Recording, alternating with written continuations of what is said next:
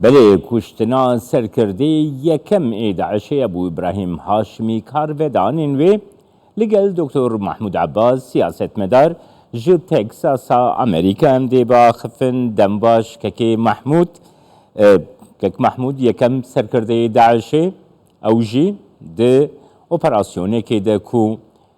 duhî hate kuştin. Ev operasyon wekî operasyonekê gelekî serkeftî ya Amerîka ji alî Serok Biden ve hate destnîşan kirin û tê çaverê kirin ku ev yek kargeriyeke mezin li Daeş bike. Nirxandina te bikir.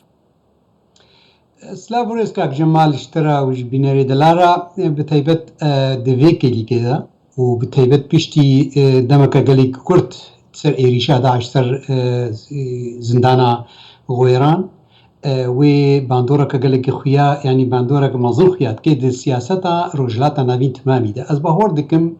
yek ji wa xalê got Biden dixwest vê kelîkê bidê xuya kirin û hebûna Amerîka di herêmê de welew piçekî lawazî ketiye de wê bimênî berdewama ev namê gojîra tê şiyandin ji aliyê Tirkiye ve ji aliyê Rûsya ve daxwe bikişêne ava hevcar kir Dehlênê ya diduwa di dê xuya kirin û ew hêzê gopêşgirtiya wê dike di vê şerê hada bi taybet wê berdewam bibe û bi taybet tîjekî verî gelekî giring îro cerîda New York Times şekilkî endirekt da xuya kirin got em dûr nabînin û Amerîka belkî leşkerî xwe jî bişîne rojhilatî Furatê. Ev nûçeka yanî xerîb bû di axiftina wa ser vê operasyonê de di dê xuya kirin û rêveberiya Biden bi taybet gelekî giring wê ser vê bisekine di ser got û weke berîn ha gelek caran me got piştgirêka Sûrî û ya rojhilatê Furatê bibû yanî dikarê bêje dereca di duwa û sisiya hemberî îro problemê gelekî giringê got neqeba Rûsya Amerîka de hatine danîn ser piştgirêka Ukrayna û têkiliyê wayî stratejî derve de. Lê ev karê got hate kirin êrîşa got ser Wêran hate kirin hişt got rêveberiya Biden meyzan dineke nû li vê têkiliyê xwe bi Daeş re bike û ev operasyon di ser got em dizanin weke nû çi hate kirin Joe Biden ilmî wî jî hebû beriya heyvekê yanî beriya heyvekê ev karî ha dikarîbûn pê rabibin lê niha pê rabûna lê meyzên xaleke dîte jike got û di dê xuya kirin Amerîka û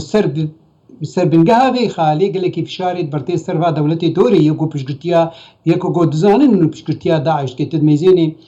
حتى جبهة التحرير الشامي يقول هرمي دبو تيريش نهات يكرن علي وابا إلا شكي بتوجك هات كرن وجهات سكنان دن تركيا هيزي بيد نيزيك بدنا هات كرن يعني تدميزيني إنه حماد في بنجه دا يعني عند ديركت لا دبلوماسي سياسي تركيا يعني أمريكا سياستها كانوا دو بيشروجا هرمي دتكي وبتيبت تكليه ب يعني هذه سوريا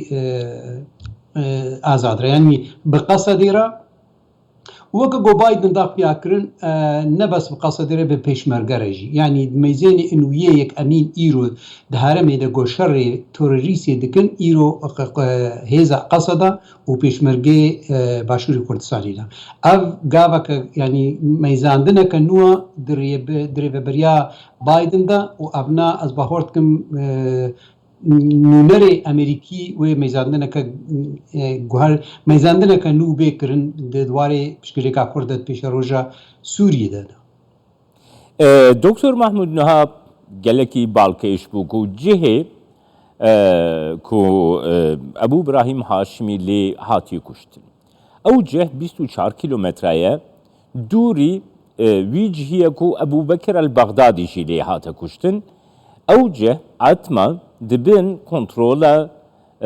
hêzên opozisyona Sûrî û Tirkiye'de ye ev yek gelo bi çawa dixwîne vê rastiya ku li ser erdê rûdayî. Pirseke gelekî giring e kak Cemal bi taybet berîn haj gelek cara me gotiye û hevpeymana navdewletî û Amerîka jî xweşik dizanin bê çiqa girîdana Tirkiye bi Daeş re heye. يعني او جريدانات وقت جبهه تحرير الشام ويا قبرينها نصر ابو بداعش را انديركترا هاي يعني ايلو تدميزيني وقت يقول هرتو سركي قال لك خرت دهندروي وي هرمي ددجن بتيبت قال لك وكواناج قد وردنا يعني دبن كنترولا تركي دنا دبن كنترولا يعني او تكليه اباز بريكبريا سوري لشكري ريا دي خويا كرن دويدي دا انه وقتيقو امريكا ايرو مثلا نادي خويا كرن سر ميديا انه تركيا شو بيجزتيا بيتي دمكا دوارا كي دي برجواندية امريكي دوردد ماشين انه امريكا ناخوازي مثلا امي بيجن فشارك برد سر تركيا قوباكا سي هاي دي مثلا بدي خويا كرن جبرقو انه ايرو استراتيجيكا قالك خورت هيا دروج اوروبا دا وتركيا دولتها دوايد ناتو دا ناخوازي دقو تركيا عاجز بيد فيواري هذا او تكليه بيناي بروسيا را ناخوازي يعني زيد ببر من نقابات تركيا وروسيا دا دخوازي بهتر نيزك بو نقابه وينات جبر ولش كتركي بانا او امريكا يعني تيبت في غورناك هرم چما اثر تركي في كل بيجم جبر كو هرما دبن دسي تركي دبن لشكري تركي دا وبتيبت يعني استخبارات تركي خوشت سالن بكي الورا وكينا الورا يعني يا خالات دوا از خود ميزين انه وقتي جو هر دو كسيها دوردنا دمك جو هرما ادلب يعني ولو دبيت كبير إكبارية سوري دا از بهور ناكم جوي روسيا وأمريكا جوي به لنجو إدلب بميني وكا بنجها كيج إكبارية سوري را يعني تفيش روجي دا و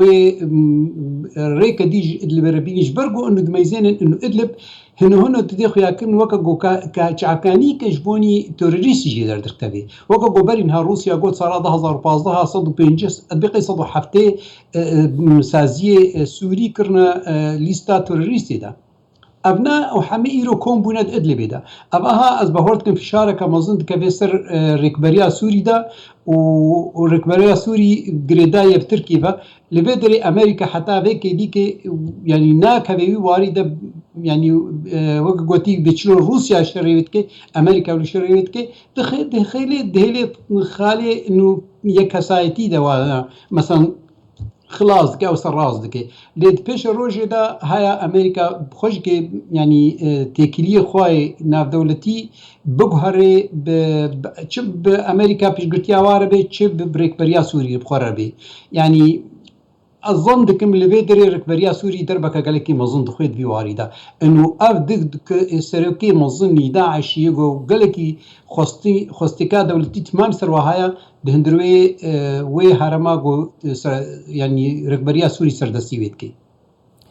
دكتور محمود هروها داعش دوی دما داویده چندین ایریش لوو تفگرین خوزی دکرن چندین ایریش يقول العراق وسوريا بيكانين يا هري داويجي وكيكو جنابيت بنافكر او ایریشا برفره كو لهمبري زندانا غويران هاتي كرن كشتنا ابو ابراهيم هاشمي دوی واریده لچرچویا چالاکین داعش ده دکاری چکار ودانین وی هبی ت چاواد نرخینی چاواد خوینی وی روش مزه بلكي أبا هذا كذا واركي مو وقتي جو بيشتغل يبيجي مو كذا واركي شو بكرنا كبلكي نقلك درست بيلي أصبح وردكم إيرو وقتي جو أبنو تشا أمريكيا رهاتن إنه ريبدنا وانا في إبراهيم يعني حج عبد الله وقت بيجين أبو إبراهيم إنه هلي نج صاحي يعني هنا آخر تنتكرن إنه بلكي يعني تركي دوی وارداج آلیه امریکیه و شعبه خو بگریش و ایریشه گستر حرما کردی تکرن يعني وقت بازرگانی کیه تکرن بردا د آلیه دی دا از خود میزین انو وقتی گو اف امریکا بکاری ها رابوها و اباها هلاتها يعني تهلاندن دکوی بنگها کدیدا انو پیشگرتی قصد را ويخنا واركي تخازن بخنا واركي دادقهي دا خني واركي انه والله ابي جرتيا وقتي جو ام دكن باشوري كردستان عفوا الرجاوي كردستاني الرجلاتي فراتي ابناء جبرجو انه مطرسيا اولهيه او اولهيه امريكا مطرسيه ده اولهيه اوروبا مطرسيه ده انه ام الفيدي اريكاريه دكن نجو ام تخازن ناكوكيا در رجلاتي نابين ده بكن ام وكا اندركت باراسنا يعني اولهيه خد باريزن يعني ليه ميزنا وقتی گو ایریش سری عراقی جهات کرن درکتن درخستن انه مثلا حشد الشعبي او نا يجو جريداين بايراني و اتهام كرن جو بيشغتيا وانا دكن اندركت يعني حتى ايريشا جو سر غيران كرن قالك سياسه مداري عراقي دركتن جو انه حشد الشعبي شعبي خوش قالك كرت وجويدي دركتنا يعني اما ها دهليجو امريكا يعني حتى وقتی هزا ایرانی که بخوی آسته دا گو انو اوج که بواری تروریستی درابن یعنی الویدی لیستکا که گلکی سیاسی تکرن بس حتی چه آسته اوها و امریکا بکی وکا گوتی خالا یک امین گو هرتم سر بسکنه از بهوار دکم اوی دمکی بخوی حتی گو او پروبلیما نقباوی روسیا سر اوکراین سر راست بی نقباوی نیتو دا پیشتی و ناراوی کاربن بهوار دکم پیشتی و ناراوی دیسا وگره خالا سر داعش یا گو ایش یعنی شر تروریستی که بتایبت داعش و بی خالا سرکا چطور بیده چه قزنجی تکرند ورده یا کرد بیقی هیزا کردی لبیده گره که لخواه گره اوجی که دیسا سر راستبونه که یعنی وگه گوتی میزاندنه که التکلیه خود نابرا خوب یا نافخویی ده بکه گو انو کار به مثلا او کاری گو امریکا دکه قزنجی که جی بکه مثلا ایرو وگه گو نیویورک تایمز گوتیه بلکه امریکا لشکری خوب بشه نبیده گو هیزا کرد کار به قزنجی که جی بکه یعنی تدمیزین بایدن وقتی گود آخفتنا خود دویجه يعني ولو إيريش لسر إدلبيا وكشناوي إنسان إدلبيا بس تميزيني بحساب بيشمرقة جيكر دمك وقتي جو بحساب بيشمرقت كي دمك جو إنه أونا لقضية كردي بتمامي تميزيني أبناء أصبحوا دكم جرا كرد وخفقرن والسر بيسكن بيكي جدا تبقرا كردي قصدان دکتر محمود هر دوی چرچوی ده من خواستشته بپرسم نها سروک بایدن گباکو گوتارا خو پیشکش کرد ده گوتارا خو ده قد بحثا ولاتین در دور نکر بحثا هف پیمانیان اف دولتیا دجی داعش کر بحثا پیشمرگین کردستانی کر بناف کر او تشت بحثا هزین سوریه دموکرات کر بحثا ارتشا عراقی کر کو دی هف پیمانیا وانا لگلوان بردوام بکه دی رایا گشتیا امریکا ده دروجه و امریکا ده اف یک چاواتی گرتنا دست تو چاوا دبینه نرخاندنا تا چیه؟ الجورجو امريكي وقت قلت جواكا امريكي تلد ميزاني بتهيبت او هرتمش كدجي تورستي دجي يعني دجي تش جروب تورستي وبتهيبت جروب راديكالي اسلام نهال امريكا ابناء قال لك بلاب وانه راديكالي مسلمان بتهيبت قال لك مطرسيج وها اولويه امريكا اولويه جواكا امريكي قال لك مطرسي كده يجبرولش كي بيشغتيا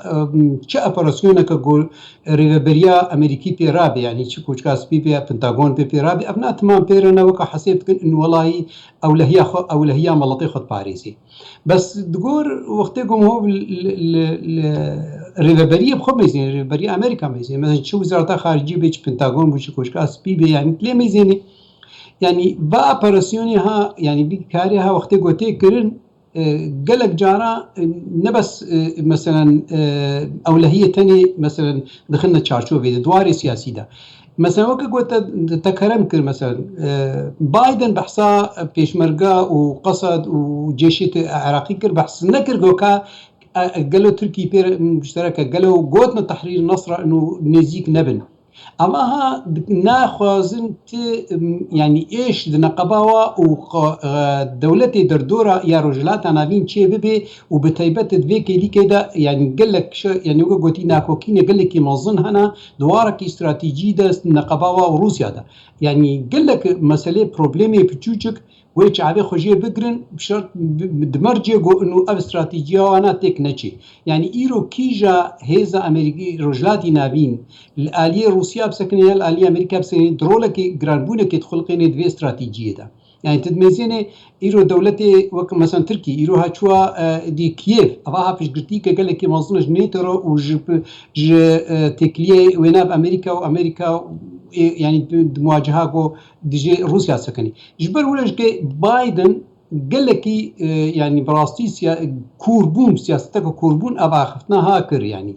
يكجي خوشك بزلالي وقال لك كيم تي اخفتن هيزا كرد وهيزا بيشمرقه وقصد بداف دينيخ ياكرن وحتى هي بنتاغون جي كأبا خفتن كر وبشكل كيزلال قد انه يعني قوات قصد بمرة مشترك بند إيريشا قوم سر كريا طبعا ندا خويا كرن ديتيري ونا قاد شغاسي قوات قصد تيدا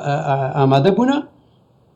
بس دا خويا كرن انه بريغرتي هاتيه كرن بردا امريكي يعني نكت نوا تفاصيل يعني سياسة استراتيجية جو سر بنجها ونا اب إيريش هاتيه كرن يا وتشي قزنجي بكرن او بهتري ونا تدميزين ميديا امريكي سر ديتيلات سكني چند هليكوبتر هيكي ريش كريا چند سيفيل هاتنا كشتن كي هاتيه كشتن سر با ديتيل بيچي قد هندري اپراسيون كند بس دواري شروع وكرنا سياسي دا امن يجو بهتر سرد سكن اجبرجو برجوانديا ما قال لك تيجدشي اجبرجو امل هديانا نفدولتينا جو بكاتش ويتشي غهرتني بكرن كاتش قاباندورا به ايريش سر بيشروجا ما هرما كردي هرما رجلاتي نابين هيا امل يجو بهتريت كمنا باشو با شروفا كيرني دا يعني امريكي قال لك بالقاسي برجوانديا هنا غير اولويات بير يعني تبع دور سر نايكرن يعني ياك امين انه اولويات بارسن اما تكلينا دولتي دا انه بيشروجا ويناوي تشرو بكرن والقاسي باندور اللي نايكرن بس باندور البيشروجا ملاتي كرد كرن بيشروجا ريفابريا خسر يا بيشروجا باشوري كردستان تكرن چي تكليه ونا بدولتي وكا ايراني رب دولتي تركيا را افتمات كبه ور چارچو به دجبر ولش که اظن دكم ابشروا بهتر جمع درد كمان يعني هر دوی چرچوی بله هر دوی چرچوی دا گرم بردوام کن دکتر محمود نوها نرخاندن هبون دهاتا گوتن کو امریکا ده روشلاتان آبین تایبت لسوریا عراقی در دورا جغرافیا کردستانی لهر چار پارچیان جی کو سیاست کا پاسیو ویجه بریود به نه اکتیوه ده هرمی ده حتی دکاری درکه ویج ویدری هزین قدر بقه پیشتی پیکانینا و اپراسیونی گلو گوهرتن خویات که دوی سیاستی ده امریکا دی اکتیو تر ببه او آگاهداریا گوت کرم کری کو امریکا دکاره سربازین خوشیری بکی دوری دوی چرچوی دگر نرخاندناتا بگرم كاب جمال امريكا تجارة ندا خويا كرن انه والله خوش رجلاتي فراتي بكشيني يا جهرمي بكشيني وقال لك جارة دا خويا كرن شي حتى كوشكا سبي دا خويا كرن بنتاغون دا خويا كرن وقتي خوش افغانستان كشاندن جوتن جو هبونا ماد رجلاتي نافين دا وبتيبت يعني رجلاتي فراتي وباشوري كردستاني نوك هبونا ما افغانستان ده يعني ابنا قال لك جارة دانا خويا كرن نقول بس شي هاتبو قال لك لاوازي كتبو او تکلیه وانا بهرمیرا و پیشگرتیا واش هرمیرا دواره لشکری ده دواره سیاسی ده آستاوی بلند نت کرن اجبرگو انو پروبلیما که گله کی مستر کتا پیشیا واده یک جه اولا بریا ساله که مثلا ناکوکید نقباوی و صینی ده گهان يعني آستا که گله کی بلند یاد دوا يعني دوی کلی که ده حتی انهاجی بردواما يعني کاری بيجي ناکوکی گله کی موزن دواره کی استراتیجی گله کی خورده و مترسیت ده هیا ده نقباوی روسیا ده يعني حتى اوروبا تمام ده آمده اجبرولوش که پروبلیما و کسوری پروبلیما پیشگریه که تا کردی يا داعش حمي ولو سكني بو وبتيبت افضل صالة مثلا ابكى سيقود زنداني دبون الرجلاتي فراتي داعش وانا ولو وك ارامي كت يتشي بو اباها داخل يكن انه هي امريكا انما دويت مطرسيد ابلا وازيها الجمع امريكا وقت افضل صالة كريه صالة كانت تيبت بلقي خرطر نشكر لي مثلا كو داعش دركتو مثلا يعني ايريش داعش قرطر بو مثلا ايريشا كو داعش السر بغداد يعني العراقي كرو ايريشا التكليه بين باديه الشام دا ونوتشي كو درد كمان داعش حتى انها مثلا دغه بري بينا غانا تقريبا 100 مليون دولار ودي سنه كي پروردت كي تقريبا 10000 حتى 20000 كسي بينا ايروديس هاتنا يعني پرورده کرن اما تمام دی خویا کرن جم سی آی ای جم پنتاگون انو چه ابنیره که دنو ویجر بی کرن يعني اما سیاست که دنو دا امریکا دو برباره دا ماشینی از بهور دکم و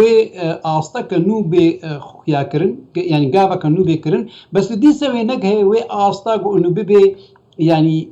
خالا يك امين بالنسبه لامريكا را